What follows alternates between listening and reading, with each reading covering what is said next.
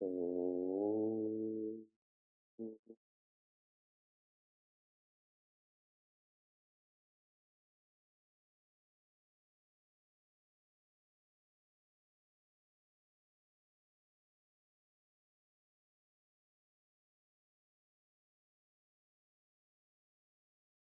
Oh.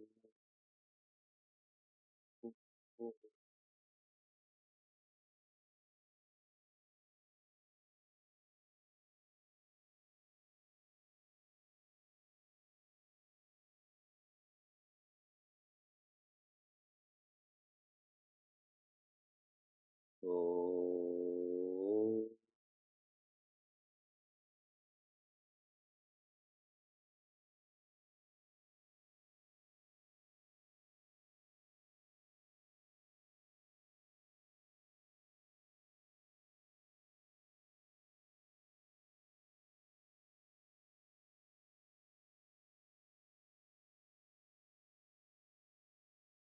Welcome to Meaningful Morning. And yes, I'm getting married today. Someone had shared how beautiful the background is. I'm getting married today, so that's why I'm getting ready and so on. Some of the new seekers are sharing, what happened to your wife? I'm not getting married. This is just a background, okay?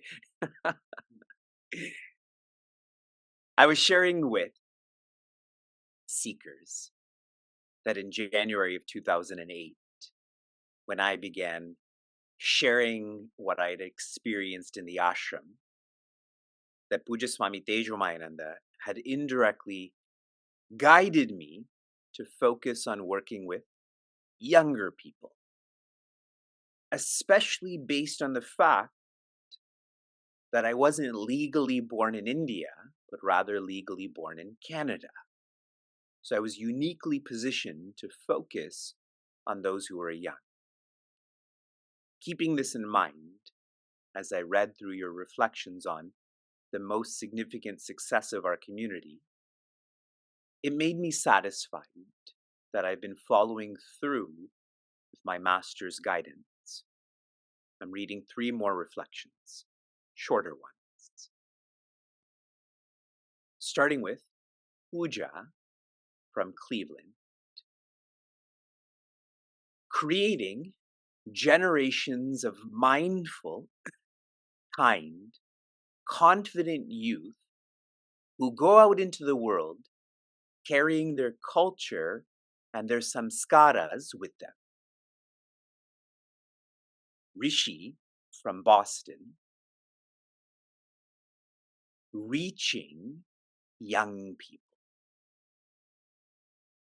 Yesterday, when I was interacting with Swami Prakashanandaji, he was sharing how important it is to mix with young people. That way, you understand them and they understand you. I do feel that Meaningful Mornings reaches young people where they are. Not just Meaningful Mornings because it's consistent, but a lot of what our community does. And Jayanti from Springfield, to be close to MAPS guide and God, and thereby understand the true purpose of life.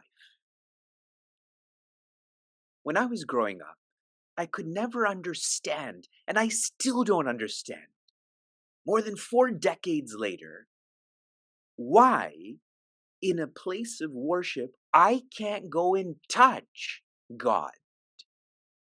Why can't I go and hug a murti?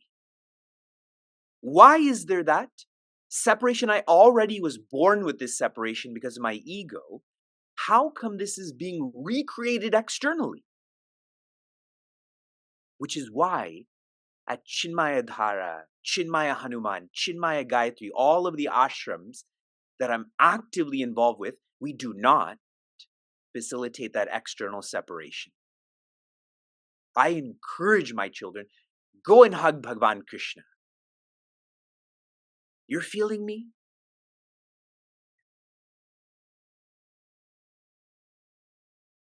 Extending this thought about your reflections.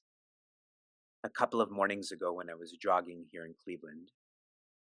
Cleveland has a really lovely park system. I believe it's called the Metro Parks. And they have a new slogan.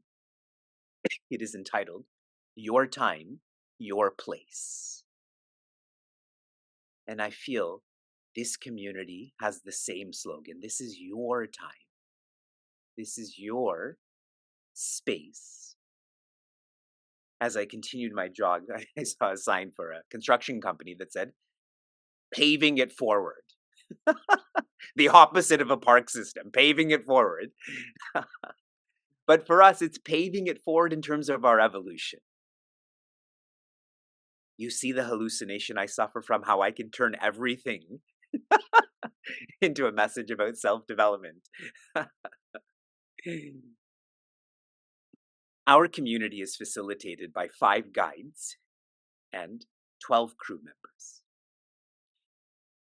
Yesterday, when we were training with Swami Prakashananda, I had asked him, how do you know if you're following the means to the end? How do you know? Intellectually, every one of us would say we are, but how do you know that? And his response was, you will just know. A seeker is one who is self-reflective, so they will know if they're evolving or stagnant or devolving. And then Swamiji gave an example of when one experiences the same context, but their content behaves differently in that context, then you know that you're following the means.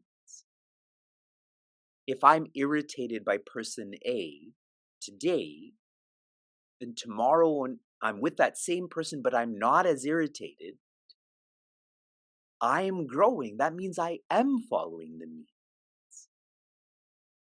If you're driving to Niagara Falls and the kilometers or the miles are not decreasing, you're going the wrong way. But if they're decreasing on those signs, then you know you're going the right way. Now, a reflection for everyone who feels that they are stagnating or that they're not evolving. What could be a reason for this? You feel that you're following the means, but you're not feeling that growth. Swami Tejomayananda had shared a justification that many of us succumb to. We listen to divinity, but reflect on the worldly. I do not question all of us in terms of we're listening to matters about divinity, names and forms and stories. But when it comes to reflecting, isn't it that we reflect more on what we're going to cook, our bank balance, what people think about me? So we are blocking that flow. And we are bhagya in the sense that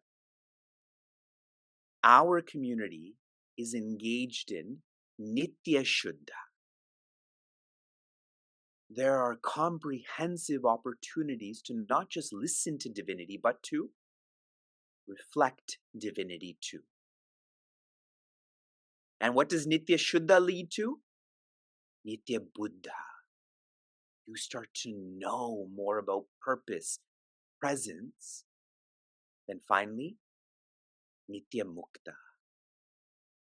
One becomes free, just like the final word in the final chapter of the Bhagavad Gita. What is it? It is the yoga of sannyasa to moksha. The system that we are in right now is on intuition. The Sanskrit word, buddhi. Those who are filled with quietness, that is a sattvic buddhi, they're the ones who are engaged in right thinking. As they go about engaging the world, they do so with the right narrative perspective. And so what this looks like is they work smart. A right thinker is one who works smart. They engage in what the world needs, not what they need. They create systems and scales and so on. Lower than this is those whose intuition is based on aggressiveness. Rajasic buddhi, they're not ones who engage in right thinking, but rather overthinking. How many of you feel that you struggle with overthinking? By show of hands. There are a lot of hands up.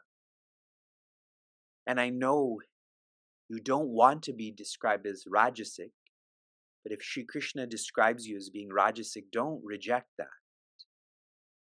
Accept it and evolve. Accept it and follow the means.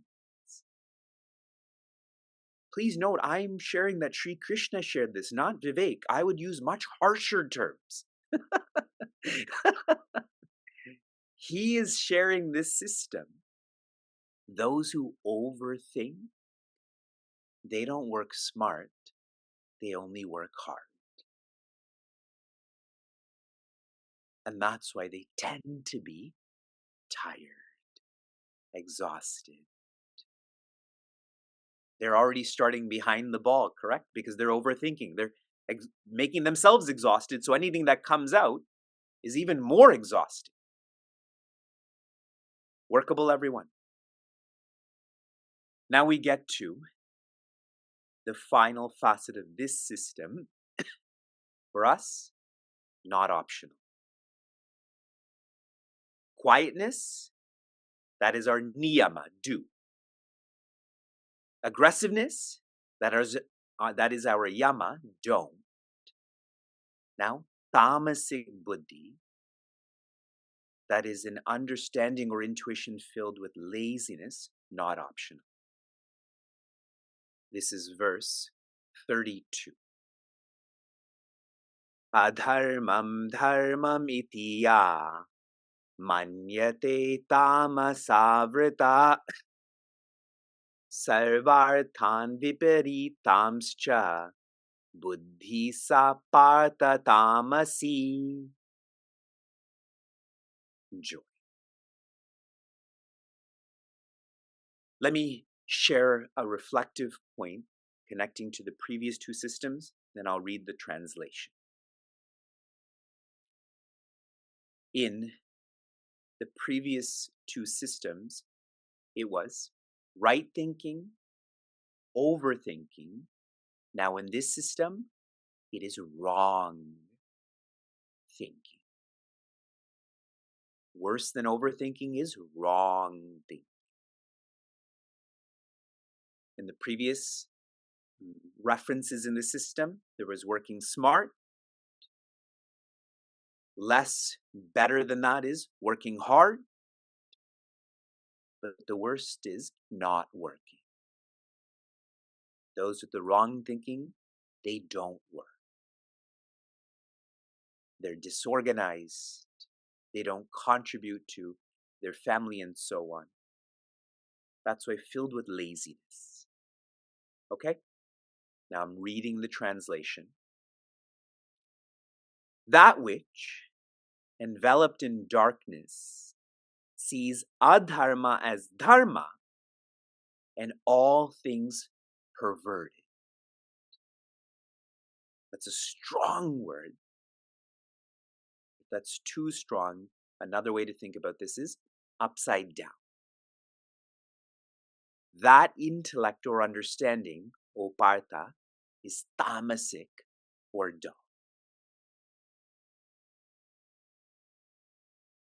Sri Krishna is encouraging us to apply.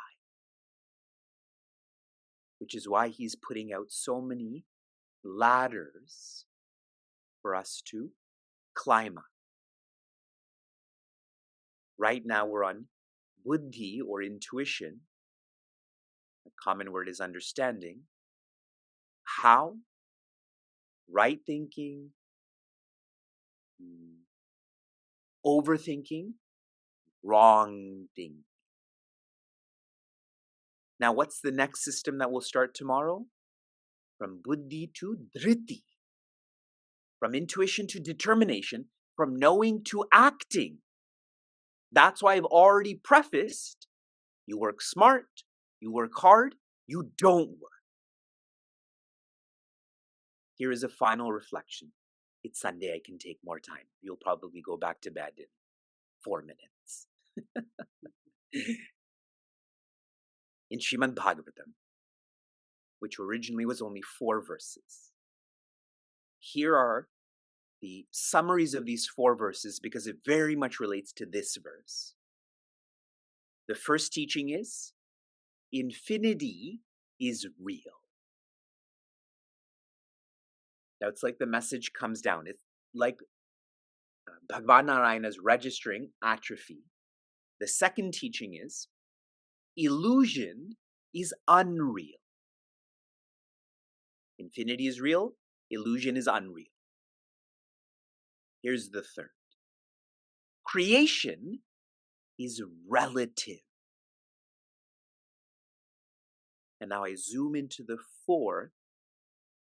This is what Bhagavan Narayana tells Bhagavan Brahma so that he doesn't live by verse 32 of chapter 18 of Bhagavad Gita.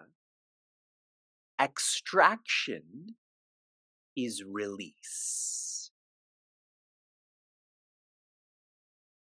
When one gets busy, they make the relative absolute and the absolute unreal. That's what a busy person does. That's shared in this verse. How do I come back? Extraction. Another word for that is vichara or reflection. Conversely, the absolute is real and the relative is unreal. Please engage in your vichara, your extraction on what I've just shared.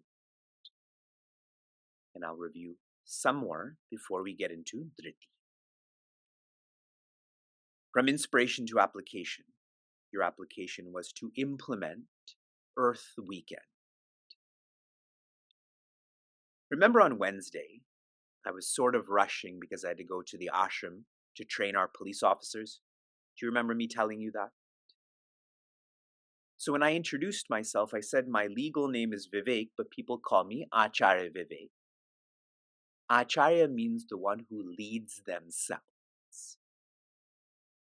And we are all human, so we inevitably become followers too. So if I'm leading myself, inevitably, I'm leading by example. But please note the positioning. I'm leading myself, ideally. I'm not leading by example. I am my own reference, not another person. So now I'm sharing this with everyone in terms of how do we make Earth Day, Earth Weekend, Earth Life? You have to lead. Tomorrow, when you talk about Earth Day, share that you have planted, you have donated, you have collected. There's a chain reaction. Your application is the same to implement Earth Weekend, but I want to give you one insight. Tomorrow is the 100th day of Meaningful Mornings in this semester. In our kids' school, on the 100th day of school, what do they have to do? Dress like they're 100 years old. And they love it. They put powder in their hair, they walk around with the cane and so on. Such gross conceptions of who 100 is. But they have to do something on the 100th day, so I'm also asking you, do something for Earth Day. Shanti, Shanti. Shantihi. Be joy.